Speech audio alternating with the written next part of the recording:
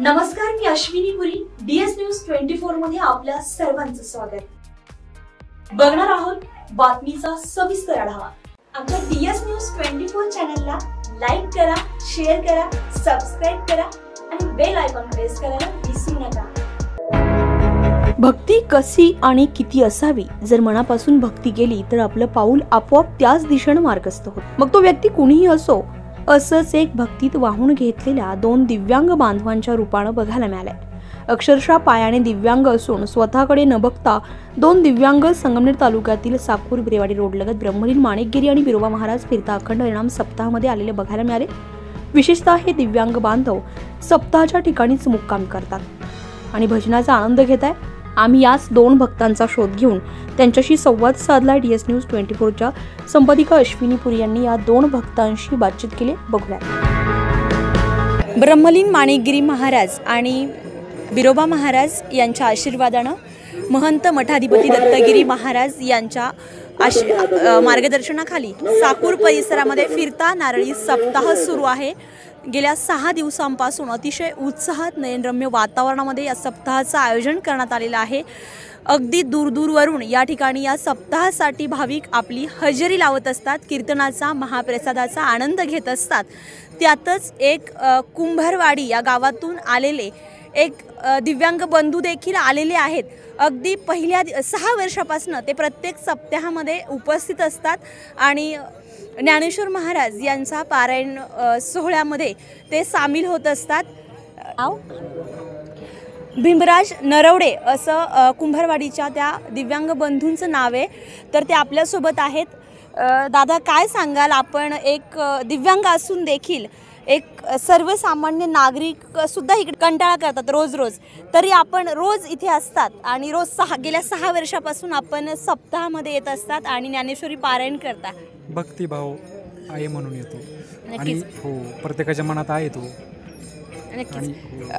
म्हणजे गेल्या 6 वर्षापासून आपण प्रत्येक सप्ताहाला येतात? हो, येतो, नक्की येतो. आणि ज्ञानेश्वरी पारायण सोहळा आणि भजन पूजन, हरिपाठ वगैरे, भजन अवरात्र चालू असतं अखंड.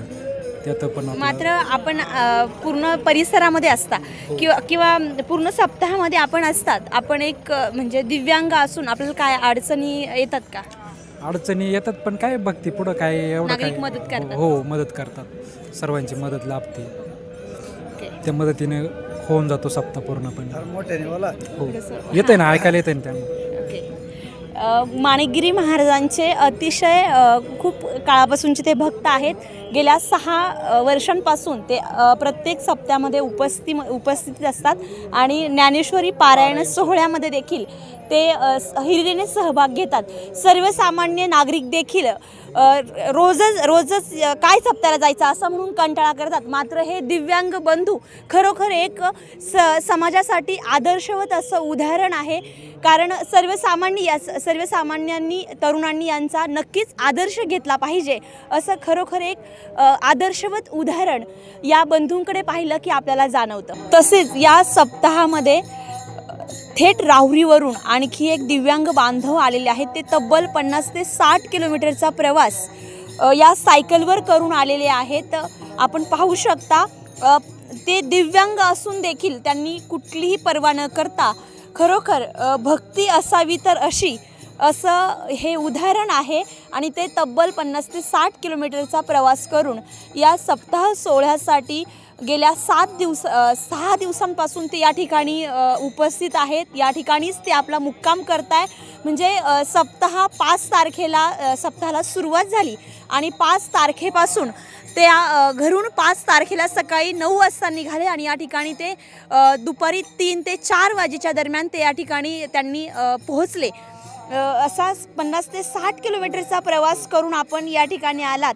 नक्की काय कारण? मला देवाचा छंद आहे. मी दिंडीत जातो.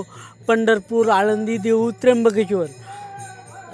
म्हणजे दिंडी देखील करता आपण? किती प्रकारच्या, म्हणजे कोणत्या करता? पंढरपूर, आळंदी, देऊ, त्र्यंबकेश्वर. सायकलवर प्रवास करता?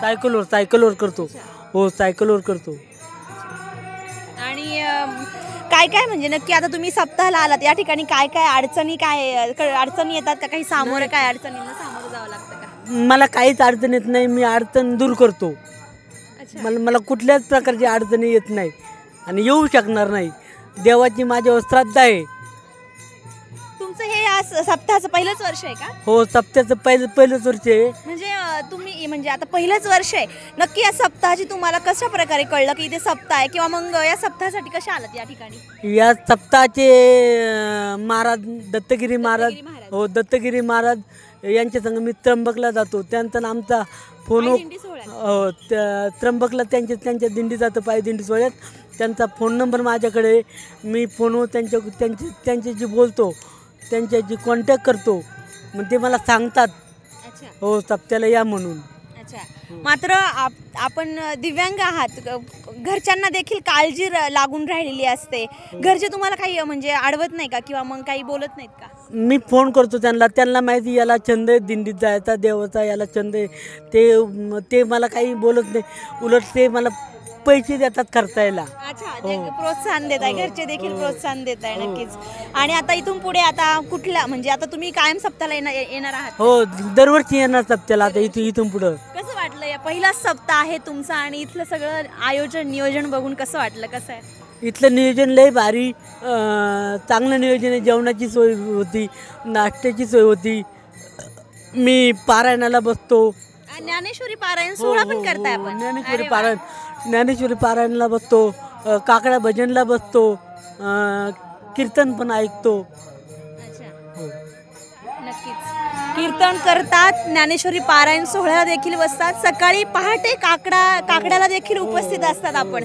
म्हणजे सर्व सप्ताहातील सर्वच धार्मिक कार्यक्रम हे आप्पासाहेब जाधव बांधव जे आहेत ते करताय. आणि त्यांचं या सप्ताहाचं पहिलंच वर्ष असून देखील इतका उत्साही माणूस, खरंच म्हणजे भक्ती असावी किंवा श्रद्धा, देवावरची श्रद्धा असावी तर असं या माणसाकडे बघून जाणवतंय. व्यवसाय काय करता आपण? व्यवसाय काहीच नाही, घरीच थांबतो, घरी मुलं सांभाळतो, भावांची मुलं. माझं लग्न नाही झालेलं, आम्ही तिघजण भाऊ, दुसरे 2 भाऊ मोठाले आहेत. त्यांच्या मुलांना सांभाळतो, त्यांच्या मुलांना शाळेत नेतो. आणि घरी शेतात काही शेतातलं पण काम? हो, उदाहरणार्थ कांदे कापायचं, खुरपायचं हे पण काम करतो. अरे वा. हो. अच्छा.